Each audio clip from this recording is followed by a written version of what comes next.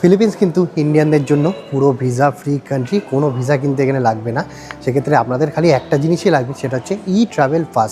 অবশ্যই আপনারা আসার আগেও করে নিয়ে আসতে পারেন বা এখানে এসেও করতে পারেন, কিন্তু আমি বলবো আসার আগে করে আসাটাই ভালো, কারণ এখানে এসে আপনাদের অনেকটা সময় নষ্ট হবে। আমি অবশ্যই ডেসক্রিপশনে লিঙ্ক দিয়ে দেবো, সেই লিঙ্কটা আপনারা ক্লিক করবেন, আপনাদের ইমেল অ্যাড্রেস বা ফোন নাম্বার দেবেন, একটা ওটিপি যাবে, সেই ওটিপিটা আপনারা দেবেন, তারপরে একটা পেজ খুলে আসবে, তার মধ্যে আপনাদের ফটো, পাসপোর্ট নাম্বার, কোন ডেট থেকে কোন ডেটে আসছেন, কোন হোটেলে থাকছেন, ফ্যামিলি মেম্বার কজন আছে, আর আপনারা লাগেজ কটা নিয়ে আসছেন সেটা জাস্ট ওখানে ফিল আপ করতে হবে, আর কিছুই না।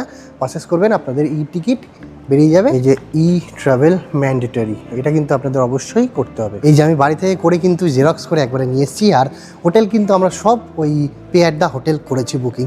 সেক্ষেত্রে আমাদের যদি পছন্দ হয় সেই হোটেলে থাকতে পারি, নাও থাকতে পারি, অন্য হোটেল কিন্তু আমরা এখানে বুক করতে পারি, সেটা আমাদের ব্যাপার। তো চলুন এবার আমরা আস্তে আস্তে ইমিগ্রেশনের দিকে এগোই, আর আপনার সাথে পুরো প্রসেসটা শেয়ার করবো যে এখানে কি কি চায় বা কিছু, কিন্তু সব কিছু আপনাদের করে নিয়ে আসাটা উচিত।